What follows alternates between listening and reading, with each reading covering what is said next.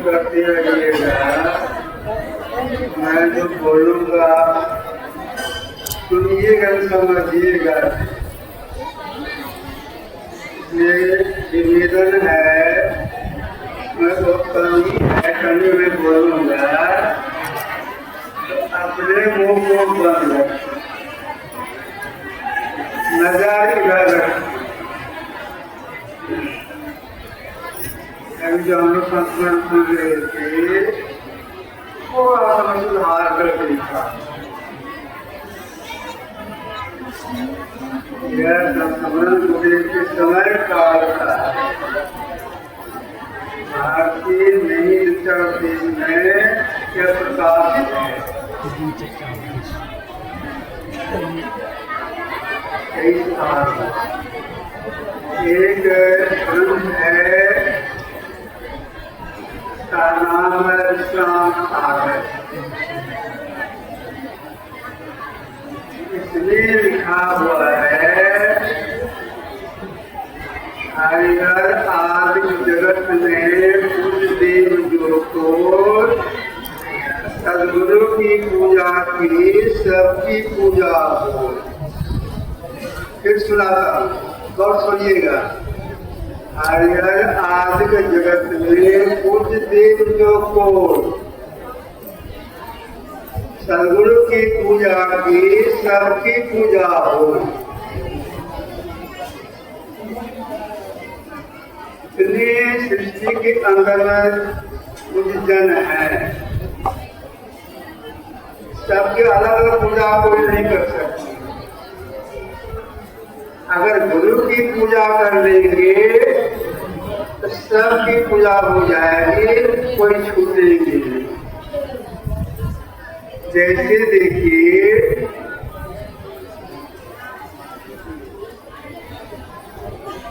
हाथी बहुत बड़ा जानवर होता है, जब वह चलता है कि पैर का चिन्ह उधर होता है। पैर के चिन्ह में प्राय सभी प्राणियों का सिद्धांत होगा, पैर समा जाता है। ठीक ऐसे ही एक गुरु की सेवा करे में सबकी सेवा हो जाती। तब आप कहेंगे गुरु की सेवा में सबकी सेवा हो जाती है, तो गुरु की सेवा की पूजा अपना हम क्यों करें? तो देखिए क्यों लोग करते, गुरु पूजा क्यों करते, गुरु पूजा ध्यान अभ्यास क्यों करते, गुरु पूजा क्यों करती है? सही बात है, पद्म पुराण में लिखा हुआ है सर्वेषां लोकानां यथा सूर्य प्रकाशक गुरु प्रकाश बुद्धि दान है। सूर्य दिन में प्रकाश करता है, चंद्रमा रात में प्रकाश करता है, दीपक घर के भीतर प्रकाश करता है, लेकिन गुरु अपने शिष्य के हृदय में सदा प्रकाश फैलाती रहती है। इसीलिए गुरु पूज्य होती है। जो गुरु में आस्था रखती है, गुरु की हर संरक्षा करती है, संकट से बचा लेते हैं।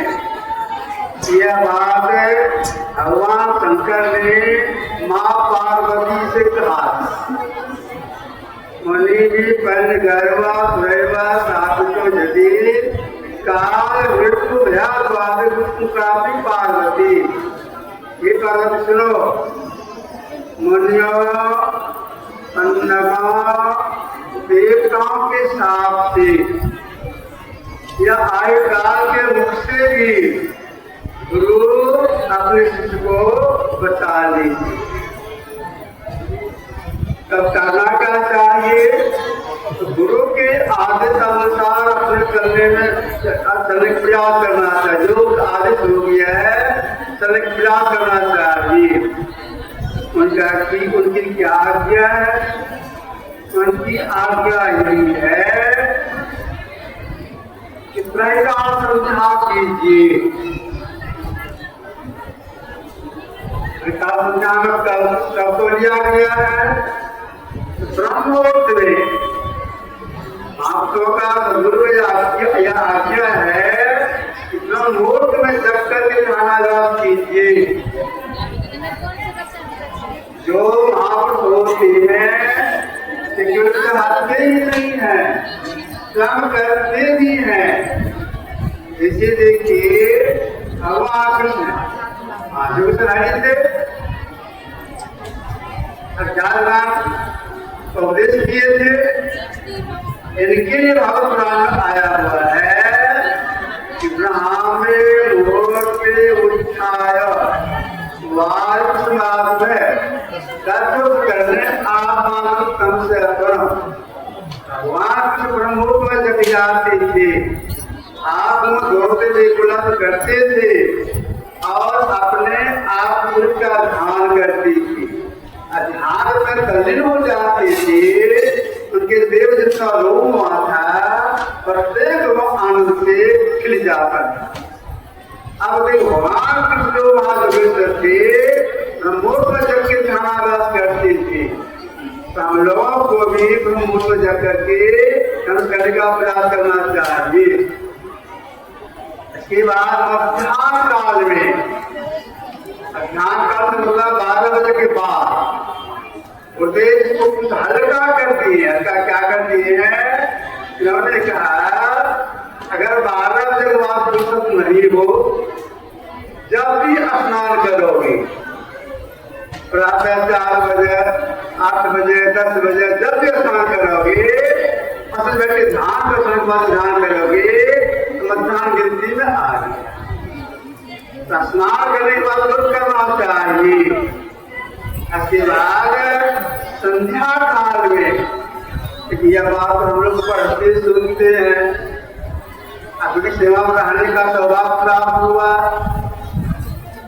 देखिए गुरुदेव को,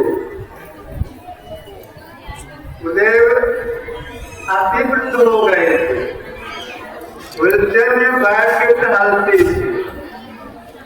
संध्या काल में टहल के आदि के निवास में अपना दैनिक काम करने के बाद पलंग हम लगा हुआ है, इस पर जन करते थे। गाइस देखिए यहाँ का भीड़ कितना है। यहाँ पे दुकान सब लगा हुआ है। देखिए ये गेट हुआ, मेन गेट, अंदर एंट्री करने वाला गेट। यहाँ पे चूड़ी सब है, भाभी चूड़ी ले रही है।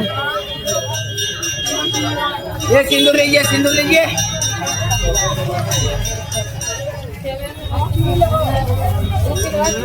सिंदूर का क्या करना सेट का बरी चला।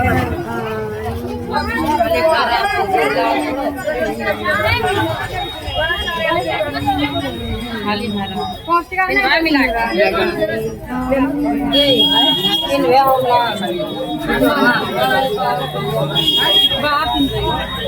साईं बाबा का रूम है। हम आपको थोड़ा रूम घुस करके साईं बाबा का रूम दिखा रहे हैं। देखिए बाबा मतलब इसी में रहते थे। तभी तो बाबा नहीं है, तो फिलहाल उनका तस्वीर लगा हुआ है। इनके रूम में कोई रहते नहीं होंगे। ये बाबा का चप्पल था, ये चप्पल पहनते थे बाबा। पुजवा इन्हीं बाबा का भी तो नहीं है। देखिए उनका साथ आया हुआ ये छोटा सा रूम उन्हीं का है। अलग वीडियो पकड़े